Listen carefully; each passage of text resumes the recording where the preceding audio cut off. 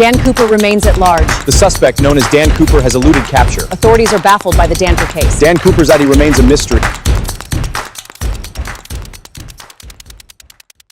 আমি আগের ভিডিওতে আপনাদের বলেছিলাম কিভাবে এক 40 বছরের মধ্যবয়স্ক ব্যক্তি ব্ল্যাক স্যুট আর ব্ল্যাক সানগ্লাসেস পরে হাতে একটি রিমোট কন্ট্রোল বোমের ব্রিফ কেস নিয়ে প্লেন হাইজ্যাক করে সরকারের কাছ থেকে $2 লক্ষ চুরি করে প্যারাশুট নিয়ে চলন্ত প্লেন থেকে ঝাঁপ দেয়। লোকাল এয়ারপোর্ট অথরিটি থেকে FBI পর্যন্ত তাকে সেই প্লেনে আর খুঁজে পায়নি। আজ এই ভিডিওতে সেই কিংবদন্তি হিরো ড্যান কুপারের কি হলো সেই নিয়ে কথা বলবো, আর শেষে এমন কিছু বলবো যেটা আপনি হয়তো গোটা ইউটিউব চষে ফেললেও খুঁজে পাবেন না। তাই সেই সবটি ভিডিওটি দেখার অনুরোধ রইল। আপনাদের মধ্যে কেউ যদি পার্ট 1 না দেখে থাকেন তাহলে এইখানে ডিসক্রিপশনে আমি লিঙ্ক দিয়ে দেবো, আপনারা প্লিজ গিয়ে পার্ট 1টি চেক করুন, না হলে এই ভিডিওর কোনো তথ্যই বুঝতে পারবেন না। আপনারা যদি দেশ বিদেশের এমন সত্যি ক্রাইম স্টোরিজ আরও দেখতে চান তবে এই চ্যানেলটিকে সাবস্ক্রাইব করে রাখুন, বেল আইকনটি প্রেস করে রাখুন যাতে ইউটিউব আপনাদের নোটিফিকেশন পাঠাতে একটুও দেরি না করে। তাহলে চলুন শুরু করা যাক episode 9, the mysterious case of Dan P Cooper part 2।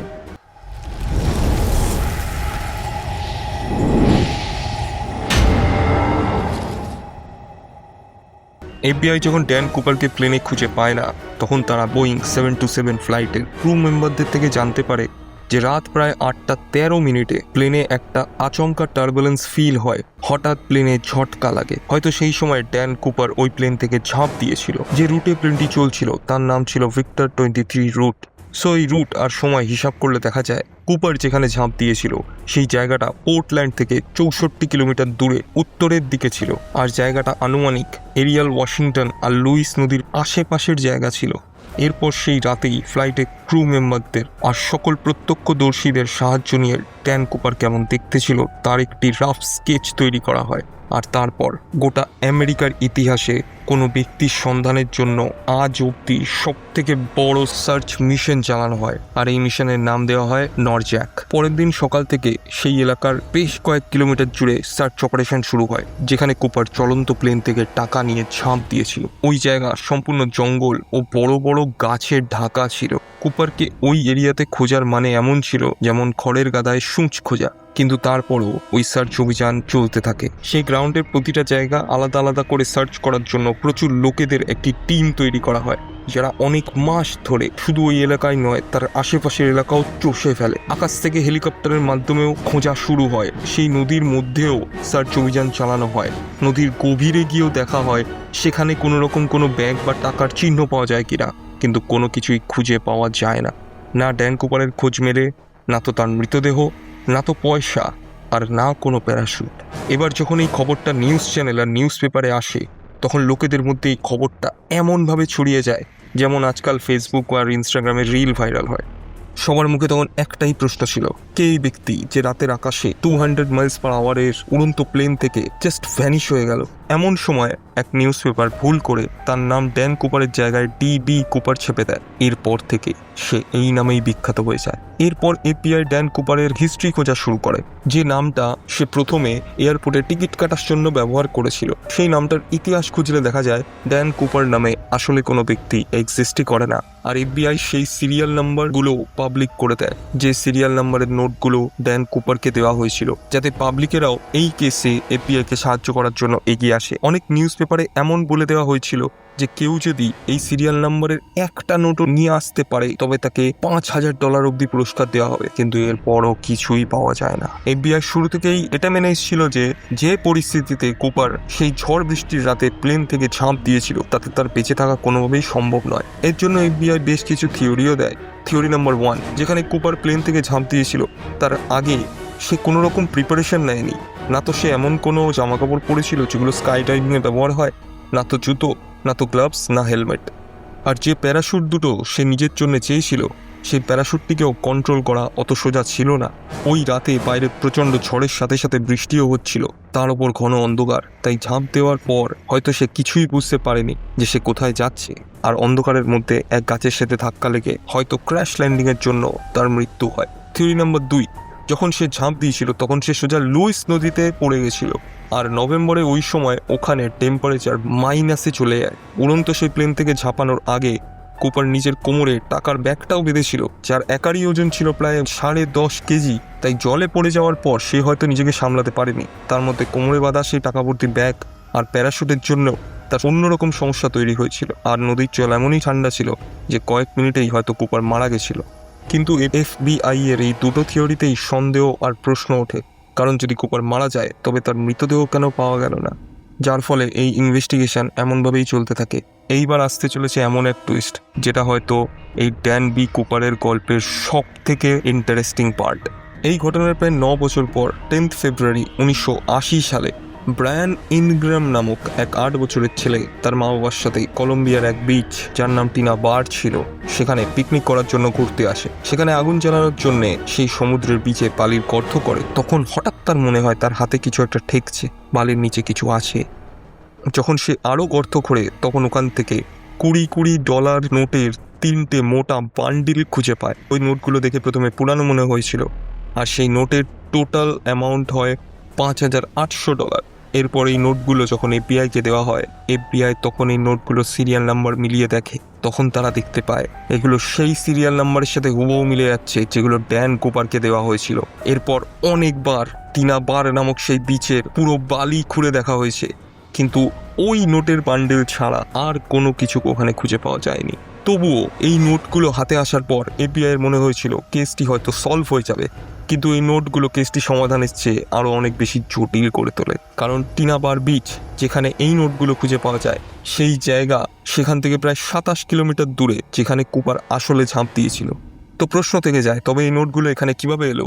এর জন্য একটা থিওরি এমনও আসে যে যখন কুপার প্লেন থেকে ঝাঁপ দিয়েছিল তখন তার কিছু নোট লুইস নদীতে পড়ে যায়, আর সেই নোটগুলো বয়ে গিয়ে কলম্বিয়া নদীতে চলে আসে, আর এই নদীরই মাধ্যমে টিনা বার নামক বিচে এসে পৌঁছায়।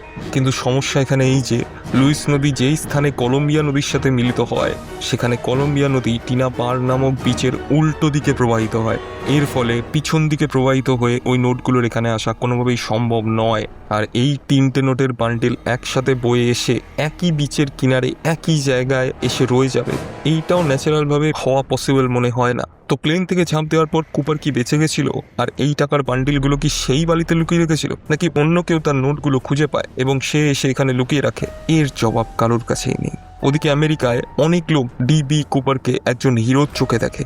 অনেকের ধারণা এমন ছিল, যেভাবে কুপার ওই প্লেনটি হাইজ্যাক করেছিল, আর যেভাবে উড়ন্ত প্লেন থেকে লাফ দিয়ে হাওয়ায় মিলিয়ে গেছিল, আর আজ অবধি যেভাবে FBI-ও এক বিশ্ববিখ্যাত এজেন্সি তাকে খুঁজে পায়নি, যেভাবে সে এত বড় এজেন্সির চোখে সামনে টাকা নিয়ে উড়ে গেছিল, এটা সত্যি একটা অসামান্য ব্যাপার, একদম পারফেক্ট একটা ক্রাইম। রিয়াল ওয়াশিংটন, যেখানে কুপার লাফ দিয়েছিল, সেখান থেকে একটু দূরে এক দোকান আছে যেখানে আজও বহু মানুষ থ্যাঙ্কসগিভিং ডেতে কুপারের এই দুঃসাহসিক ঘটনার জন্য সেলিব্রেট করতে আসে। ওদিকে FBI হাল ছেড়ে না দিয়ে কুপারের সন্ধান চালিয়ে যায়।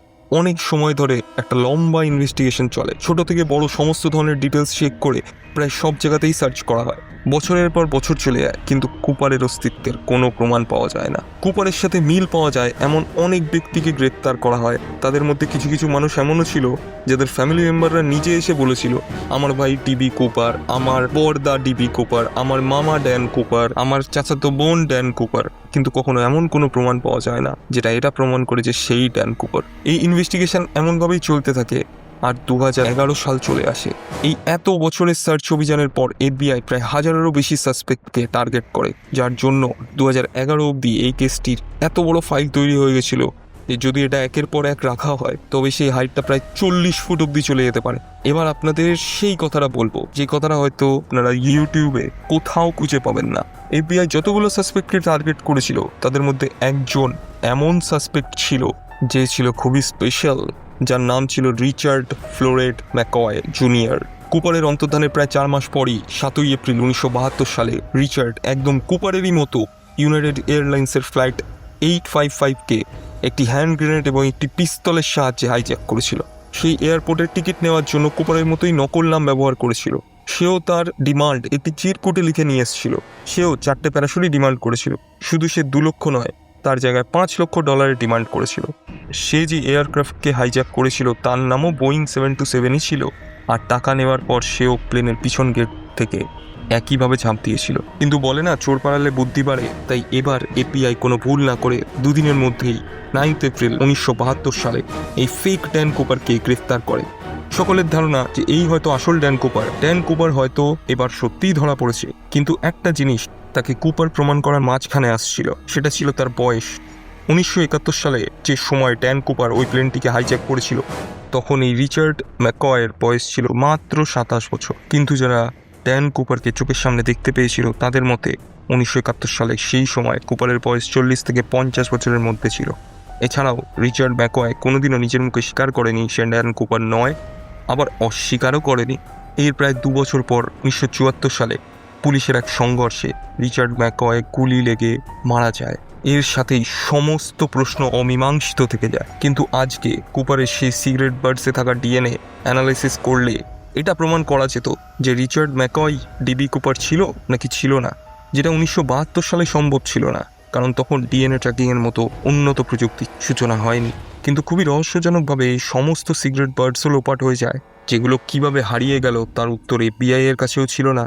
এরপর 28 জুলাই 2016 সালে এফবিআই ফাইনালি স্বীকার করে তারা সমস্ত ধরনের চেষ্টা করেছিল ড্যান কুপারকে খোঁজা। বিগত এই বছরগুলিতে তারা প্রায় নিজেদের সমস্ত রকমের পাওয়ার ইউজ করে নিয়েছিল এই সন্ধান কমপ্লিট করার, কিন্তু এরপরও ড্যান কুপার কোথা থেকে এসেছিল আর কোথায় হারিয়ে গেল তা এফবিআই খুঁজে বার করতে পারেনি। তাই শেষমেশ 45 বছর পর এফবিআই নিজের হার স্বীকার করে।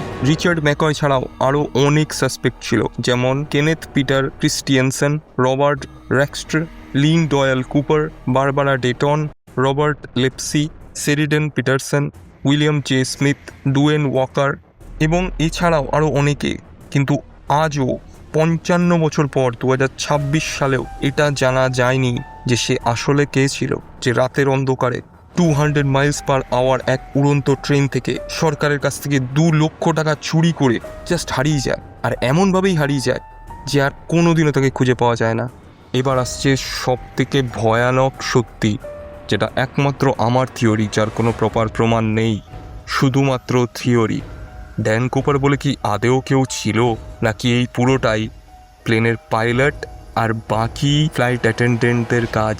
হয়তো ড্যান কুপার বলে কেউ এক্সিস্টই করে না, তারা হয়তো নিজেরাই প্ল্যান করেছিল এরকম কোনো ব্যক্তি যে প্লেনে উঠেছে তার এরকম একটা হুলিয়া সাজিয়ে পুরোটা সে করেছে তার নামে চাপিয়ে নিজেরাই টাকার ব্যাগগুলো নিয়ে ভ্যানিশ হয়ে যাবে। কেন সত্যি বোয়িং 727 থেকে কাউকে ঝাঁপ দিতে কখনো দেখা যায়নি। পিছনে 2টো ফাইটার জেট উঠছিল, যাদের মধ্যে একজন উপরে ছিল একজন নিচে, কিন্তু কেউই ড্যান কুপারকে প্লেন থেকে ঝাঁপাতে দেখেনি। আশ্চর্যজনকভাবে এফবিআই এয়ারপোর্টের রিসেপশনিস্টকেও ড্যান কুপারের কথা জিজ্ঞাসা করেছিল কিনা প্রত্যক্ষভাবে তারও কোনো প্রমাণ নেই। এর মানে ড্যান কুপার বলে আদেও কি কেউ এক্সিস্ট করে? প্রশ্ন কিন্তু থেকেই যায়। পৃথিবীর ইতিহাসে এরকমই আনসলভিং মিস্ট্রিজ, মুখোশ খুলে আসল সত্যিটাই আপনাদের সামনে তুলে ধরা মুখোশ মানুষের কাজ। ফাইনালি শেষ হলো the mysterious case of Dan কুপারের পার্ট 2। এই কেসটি আজও আমেরিকার ইতিহাসের একমাত্র হাইজ্যাকের কেস যেটা কোনোদিনও সমাধান হয়নি এবং তার রহস্যই থেকে গেছে।